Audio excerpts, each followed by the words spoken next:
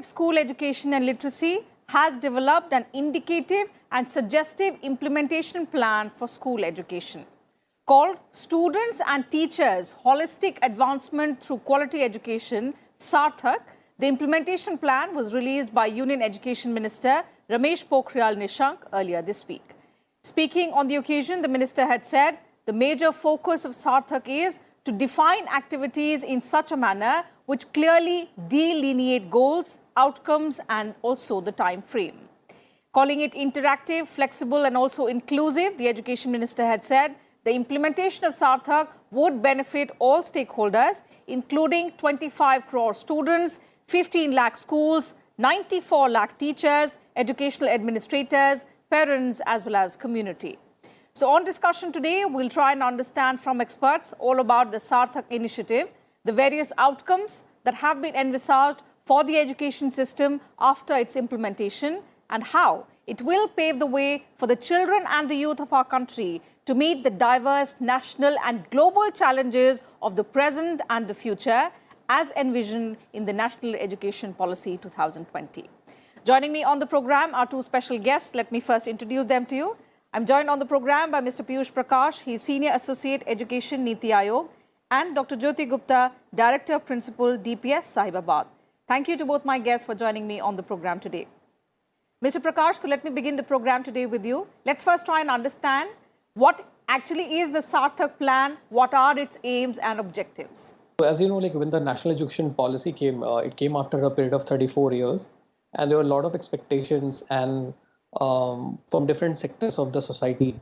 And everybody kind of appreciated the goals, the ambitions that were there in the National Education Policy. But at the same time, people were a little bit apprehensive whether we are going to achieve those goals or not. And if you see, as you were mentioning in the beginning, like the SARTHAQ scheme or the SARTHAQ guidelines that has come out from the Ministry of Education clearly delineates what are the sub-activities that you have to do, who is the agency who will be implementing that activity, and what is the exact timeline. So, and they have, delineated further the sub-activities. For example, if you take the National Foundational Literacy and Numeracy Mission, they have this who will be, preparing the curriculum. So they have delineated NCERT, marked NCERT as the implementing agency with a deadline. So with such initiatives, whatever the, ambitions were there, the, very ambitious goals were there in AP, that is going to be implemented. At the same time, it is providing some flexibility to the states. It is not a binding thing on you. It's just a guideline. If you want to align with these guidelines, you'll be able to achieve those goals for your respective states. And what are the kind of modifications that the states can do? So as you know, every year, all the states, they prepare their annual action plan and they present it to the Ministry of Education in the PAB, as Project Approval Board. And they are given the free hand to decide what they want to do, but they have to very clearly mention the key performance indicators and the rationale behind it. So if they want to achieve something, for example, we have been talking about the digital divide. So if Kerala wants to go for internet-based education or TV-based education, they can go ahead with that. But at the same time, Bihar or Jharkhand might like to go through the printing of booklets. So that is the kind of variation you will see depending on the local context. So they have the free hand, they have to very clearly delineate the key performance indicators, and they're presented to the MHRD, and more or less their proposals are accepted with certain guidance or technical support if they need. Okay, Dr. Gupta, your thoughts on the SARTHAQ initiative. How do you see it benefiting the various stakeholders, the schools, the teachers, and particularly the students? So this is, a great plan, because the new national education policy that came in at the end of the last year is not just a policy of education, it is for the country.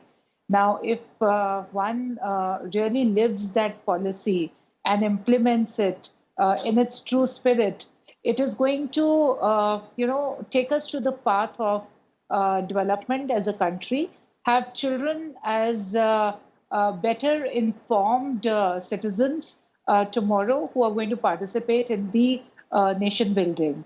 Now, SARTHAQ as a plan that has come out is actually, as Piyush sir said, it's actually an answer to all the doubts that were there after the NEP came in. where people said that it is a great policy, but the problem lies in the implementation of it. Because even the last policy was good, the NCF was great, but at the same time, it was not implemented very well at the grassroots level. So, what was happening in the classroom for the children, what was happening in the schools for the children, had not even an iota of the vision that was created on the paper.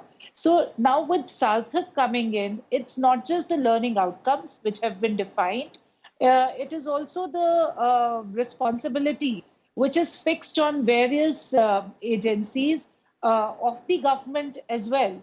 And then it also gives the tight, I would say, watertight time frames for all the agencies, that the what is the time frame until when it will be over. The NEP, which is I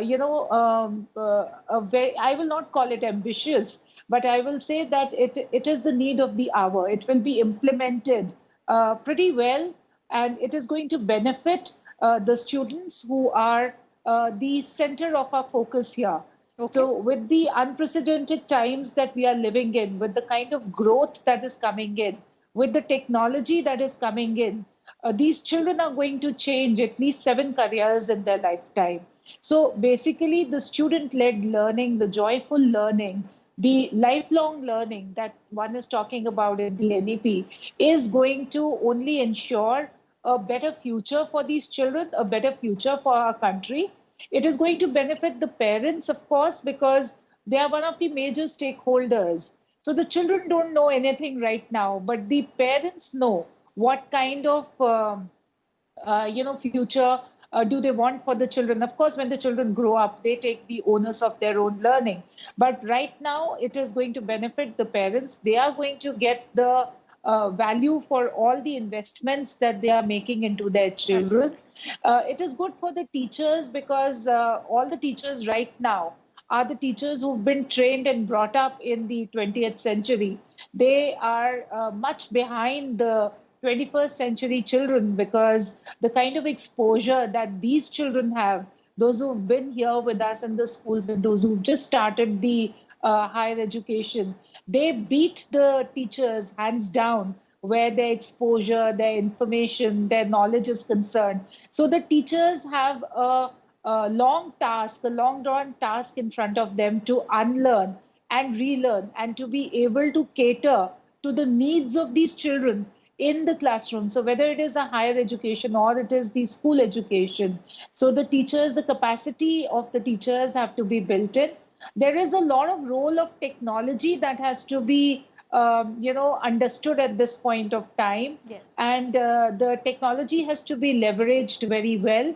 And the inclusion that is equitable, I would say, access to the education at all levels is something that we have to work on. Okay. And one of the most important things is achieving and attaining the foundational literacy and numeracy. So a lot has been said about the pedagogy, the newer pedagogies, the innovation that has come into the teaching and learning process. That has to be taken up as well.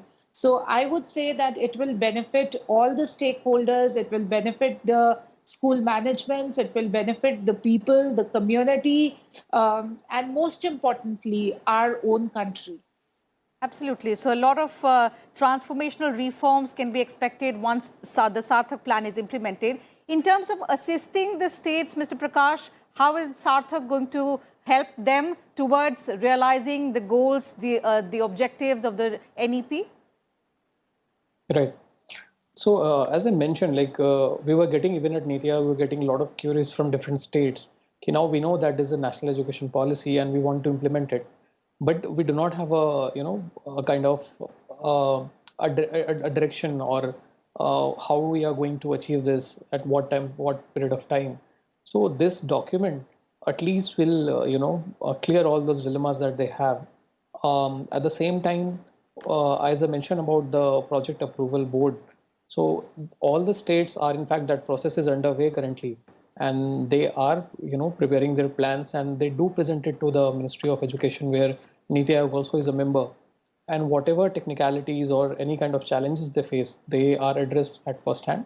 They are guided. They are, their hand holding is done through these platforms and forums. Apart from that, we are already working with 3-4 states directly. A project called SARTH is getting implemented in Madhya Pradesh, Jharkhand, and Odisha. And we already completed first phase 2017 to 20. And now in the second phase, we are going to make sure that the states come up as model states while implementing this um, national education policy targets and goals. Okay, Dr. Gupta, coming back to you again on the kind of assistance that is apart from SARTHAQ, what else in terms of clarity is required for the schools in order to be able to achieve what has been envisioned in the new education policy? So there is a lot of clarity that is required. I would say a lot of working plans are required because both the NEP as well as SARTHAQ talk about the competency-based education. So we are talking about newer pedagogies like, for example, experiential learning, joyful learning. We are talking about competency-based education. We are envisioning an education that is not separate from the real life problem solving situations. So what is happening in the classroom has to be teaching the children as to how do they deal with the real life problems, the embedding of the sustainable development goals of the UN into our education. So there is a lot that NEP is talking about. It is talking about assessments. It's talking about competency-based assessments, not just of the cognitive level of the children, but also assessing the affective domain, also assessing the physical domain of the children. So a complete assessment, which is a comprehensive report card of the children to be generated, and then these children to be tracked right when they are 3 years plus to 18 years plus, maybe later on. Also then seeing what kind of careers are these people going to go in. So there is a complete plan that is being talked about. Now, the clarity that is required is that even if we implement the newer pedagogies, even if we implement the newer innovative pedagogies into our classroom and the transaction happens like this, how is the assessment going to be done and how is it going to be linked to the higher education? Like if we keep talking about the board examinations and we keep talking about the marks that the children are going to get in the board examinations and the importance of the marks, then the competency-based education that we are talking about, then the assessment of that becomes very difficult. So Yes. there is clarity. And, a few weeks back, 2 weeks back, the competency-based framework was also launched by the Honorable Minister. So there is a clarity that is required for the schools as to how do you transact the newer innovative pedagogies? How will the assessment be done? What kind of assessment are we looking at? Then we are also talking about the benchmarking exams. We are also talking about, the preparation for the PISA and how do we relate the benchmarking exams with what is happening in the classroom so that we do not have to specially prepare our children for the benchmarking exams across the world. And our children will naturally be able to, go on to the testing platforms and be able to test, without the preparation. And then, of course, the foundational literacy and numeracy, where we are talking about holding some benchmarking exams in classes 3, 5, and 8. What is the framework going to be there? How the students are going to be prepared? So there are a lot of questions which need to be answered. So there are a lot of documentation that needs to be done.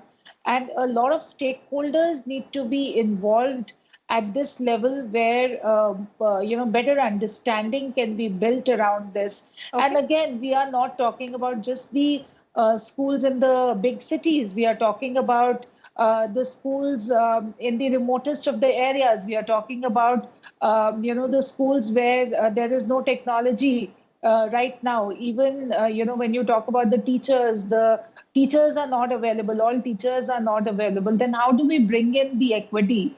And how do we ensure that all children are at the same platform?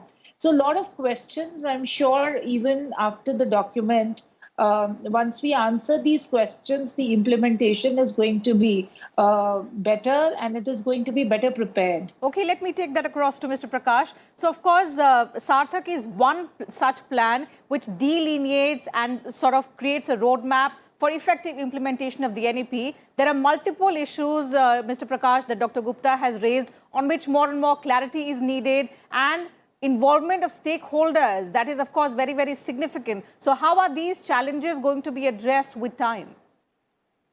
Right. So if you see, like when this the entire plan SARTHAQ was being made, there was a Shiksha Parv which was implemented in the month of October, and all the teachers from across the country were invited to provide their suggestions. And if I'm not wrong, close to 7 lakh suggestions came. This is how they are going to implement. So using those comments right from the ground, because ultimately it is the classroom as a unit where the entire national education policy is going to be implemented. So that's the last mile we are talking about. So as you rightly mentioned, and even ma'am was rightly mentioning, that there is a need to be a perfect alignment right from top secretary at the state to the teacher in the classroom, and they should be aligned on the goal what they are going to achieve.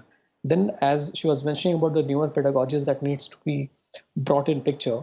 So all this work has already been happening in the past for the past 2-3 years. For example, Nisha training, it is one of the most holistic training that has been designed in the recent times. So for the past 2-3 years, it was going in a physical format, and now it has been completely switched to online mode, where not less than 27-30 lakh teachers were trained on this newer pedagogies and goal alignment. So this kind of support already exists. Even at the state level, the state secretaries are constantly, the ministry has been in touch with all the secretaries. They're gathering all the inputs, their challenges. And apart from SARTHAQ, a detailed, implementation plan of all the different initiatives will be coming out soon. For National Mission on Foundational Literacy and Numeracy, will have a document. For, including technology in education, you are going to have a document which is be released very shortly. So all these different subcommittees are already working. What you see in the SARTHAQ is just a snapshot of who is going to do what and by what time. But all these documents that I'm mentioning about will be coming very shortly. That will guide and help all the stakeholders at their respective levels to be able to implement national education policy right in the classroom. Okay, so going forward, there will be multiple documents which will further clarify more and more issues that have been pointed out. On SARTHAQ, Mr. Prakash, one good thing that we've spoken about, and you also pointed out earlier, was that states have been given this flexibility to adopt this plan with local contextualization. They can also modify it as per their needs and requirements. But going forth, could this also be a challenge? Could this also lead to a lot of disparity in different areas of the country?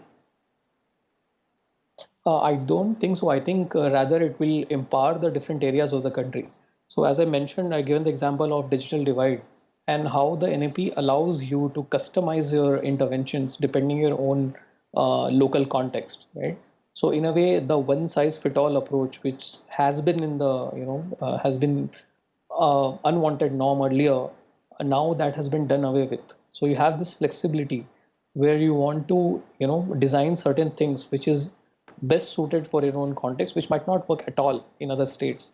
So in a way, this flexibility is going to empower the states rather than, creating disparity, because we have this very clearly defined performance indicators, which are decided by the state themselves, what is the goal they want to achieve in a certain period of time.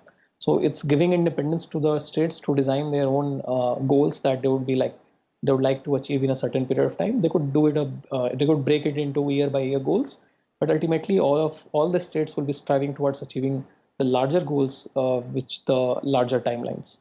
Okay, Dr. Gupta. So, of course, the ultimate goal is to realize the dreams, the objectives that have been laid down in the new education policy. And this, of course, will pave the way for our children to meet the diverse global and national challenges that we have spoken about of both the present as well as the future. So, obviously, these documents will just be assisting in laying out a roadmap for implementing them effectively. But largely, if we talk about in terms of what the students need, what the teachers need, what the parents need, what should be the best way forward? So the best way forward is that all schools start planning. Planning is very, very important. Till now, nobody planned. Just to say there were plans for the teachers which they would make before going to the classroom. But at the same time, holistically, the schools were not making the plans.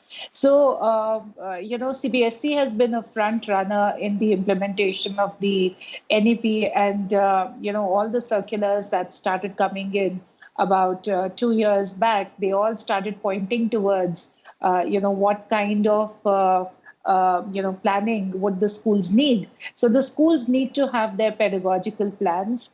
The entire team, the principal, the teachers, the management, and even students as stakeholders, they should all sit down together and they should plan. They should have the vision for their school. They should have the pedagogical plans. They should have the implementation plans. And it is not just a plan for a year. It should be for a couple of years. That is, where do you want to see the school in a couple of years, let us say from 5 years from now? Because both SARTHAQ as an implementation plan is also talking about different time frames. So our spirits and our timelines have to come from there. For example, the ECCE was not a part of the formal education. Most children would study in small play schools around their houses, and there were children in the Anganwadis. So the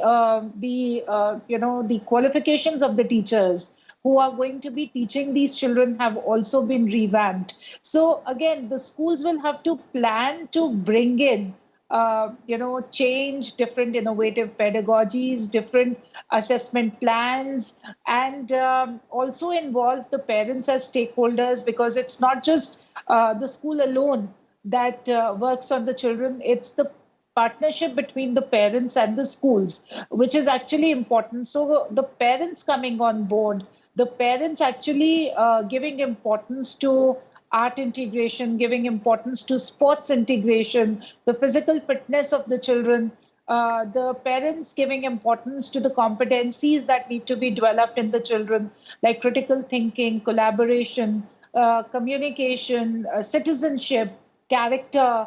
So all these are very important. So instead of just saying that do your math and here is the formula, do a few sums, or write a few essays, is not going to work for these children in future. So having all the stakeholders aligned, having the home and school aligned, having the teachers aligned, because again, as I mentioned earlier, the capacity building of the teachers is very important. Absolutely. A lot of unlearning and relearning is required for the teachers also. The skill education, the vocational education.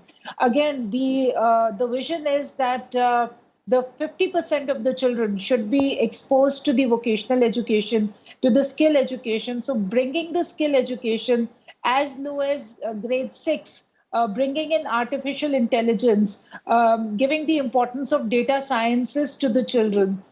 So all this, the coding, the logical thinking. So all this has to be brought into the planning. So all of this has been envisioned in the National Education Policy. But what's required is that, as you've rightly suggested, that all stakeholders need to come together and work towards effective implementation of the NEP. So with that, I'll have to call it a wrap on this edition of discussion today. Time is running out. Thank you once again to both my guests for joining me on the program and sharing your perspective with us and our viewers. Pleasure having you on the show. So that's it from us on this edition of discussion today. Just in case you missed the television broadcast, you can also watch it on YouTube and Twitter, and you can get back to us with your feedback and suggestions as well. Thank you for your time.